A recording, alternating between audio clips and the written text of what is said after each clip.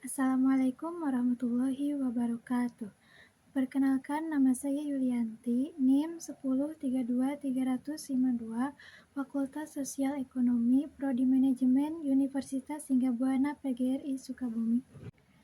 Pada kesempatan kali ini, saya akan membahas topik penting yang sangat relevan dengan keberhasilan organisasi, yaitu perencanaan sumber daya manusia atau SDM. Perencanaan sumber daya manusia adalah proses strategis untuk memperkirakan kebutuhan tenaga kerja di masa depan. Proses ini sangat penting untuk memastikan organisasi memiliki jumlah dan jenis tenaga kerja yang tepat. Dengan SDM yang terencana, organisasi dapat mendukung operasional, pertumbuhan, serta menghadapi tantangan yang terus berkembang seperti globalisasi dan teknologi. Melalui materi ini, kita akan memahami apa itu perencanaan SDM, bagaimana prosesnya, manfaatnya, hingga tantangan yang perlu diatasi. Mari kita mulai dengan definisi perencanaan SDM. Apa sebenarnya yang dimaksud dengan perencanaan SDM? Menurut Andrew Esikula, dalam bukunya tahun 1981, halaman 145, perencanaan sumber daya manusia atau tenaga kerja didefinisikan sebagai proses menentukan kebutuhan tenaga kerja dan mempertemukan kebutuhan tersebut agar pelaksanaannya selaras dengan rencana organisasi. Definisi ini menekankan bahwa perencanaan tenaga kerja tidak hanya tentang jumlah, tetapi juga tentang memastikan tenaga kerja yang tersedia mampu mendukung strategi dan tujuan organisasi. Adapun menurut pendapat lain, perencanaan sumber daya manusia adalah proses sistematis untuk meramalkan kebutuhan pegawai dan ketersediaan pada masa yang akan datang, baik jumlah maupun jenisnya, sehingga Departemen SDM dapat merencanakan rekrutmen, seleksi, pelatihan, dan aktivitas yang lain dengan. Selain pengertian, kita juga harus tahu tujuan dari perencanaan SDM. Jadi, apa aja sih tujuannya? 1. Memanfaatkan demografi secara optimal. Organisasi harus bisa mengelola tenaga kerja yang dimiliki sesuai dengan potensi mereka. Misalnya, memastikan distribusi tenaga kerja seimbang dan sesuai kebutuhan. Yang kedua, menyesuaikan aktivitas SDM dengan kebutuhan masa depan. Kebutuhan tenaga kerja berubah seiring waktu. Perencanaan SDM membantu organisasi untuk terus relevan dengan perubahan, baik dari sisi teknologi, pasar, maupun regulasi.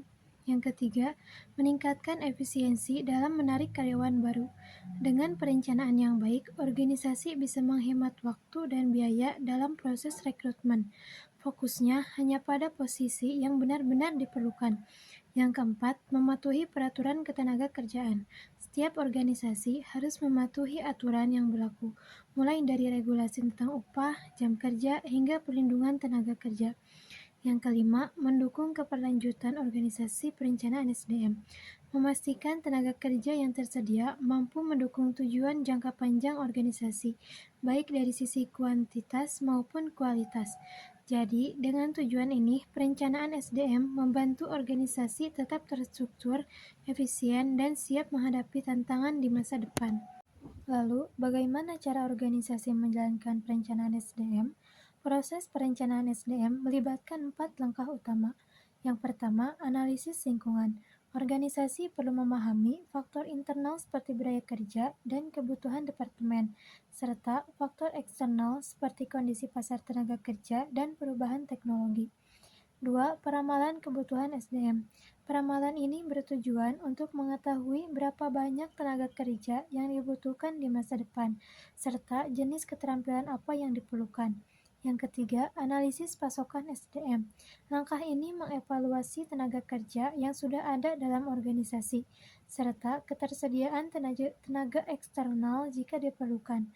Dan yang terakhir, pengembangan program SDM. Organisasi menyusun program rekrutmen, pelatihan, dan pengembangan untuk memenuhi kebutuhan tenaga kerja yang telah diproyeksi.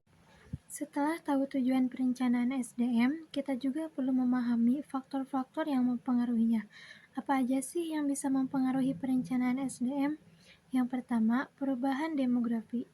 Komposisi tenaga kerja berubah seiring waktu, baik dari segi usia, pendidikan, maupun jumlah tenaga kerja yang tersedia di pasar. Misalnya, tren tenaga kerja muda yang lebih akrab dengan teknologi. Yang kedua, perubahan teknologi.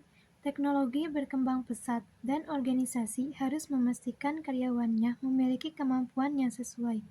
Misalnya, kebutuhan akan tenaga kerja yang paham teknologi digital atau otomasi. Yang ketiga, kondisi peraturan dan perundang-undangan.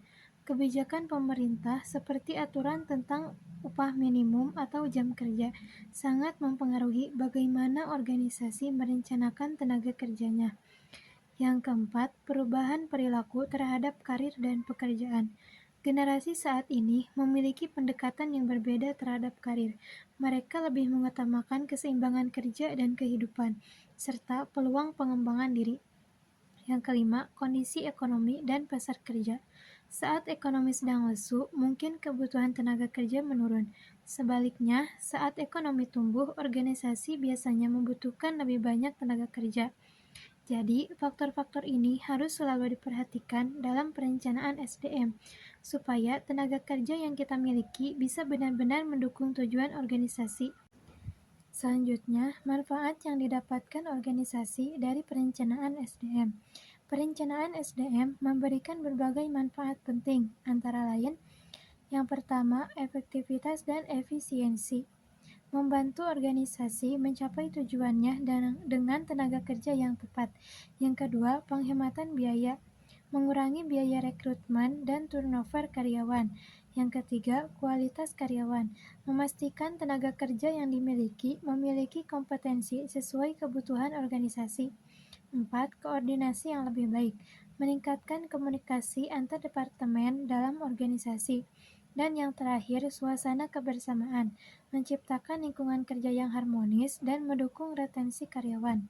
Manfaat ini menjadi alasan mengapa perencanaan SDM sangat penting untuk keberhasilan organisasi. Namun, perencanaan SDM juga menghadapi berbagai tantangan. Beberapa tantangan utama yang perlu diatasi yaitu, yang pertama, globalisasi. Pasar tenaga kerja yang semakin kompetitif mempengaruhi cara organisasi merekrut karyawan. Yang kedua, perkembangan teknologi. Teknologi terus berubah, sehingga organisasi harus terus melatih tenaga kerja agar tetap relevan. Yang ketiga, perbedaan generasi. Berbagai generasi memiliki ekspektasi dan kebutuhan kerja yang berbeda. 4. Retensi dan kepuasan karyawan. Organisasi harus menciptakan lingkungan kerja yang menarik agar karyawan tidak mudah keluar. Dan yang terakhir, kepatuhan hukum. Perubahan regulasi ketenagakerjaan memaksa organisasi untuk selalu mematuhi aturan. Organisasi harus mampu mengatasi tantangan ini agar perencanaan SDM tetap efektif. Dan pembahasan yang terakhir adalah kesimpulan. Kesimpulannya, perencanaan SDM adalah elemen penting dalam keberhasilan organisasi. Proses ini memastikan organisasi memiliki tenaga kerja yang tepat untuk mendukung operasional dan pertumbuhannya. Meskipun menghadapi tantangan seperti globalisasi dan perubahan teknologi, organisasi dapat mengatasinya dengan strategi yang adaptif. Sekian presentasi dari saya. Mohon maaf atas segala kekurangannya. Terima kasih atas perhatiannya. Wassalamualaikum warahmatullahi wabarakatuh.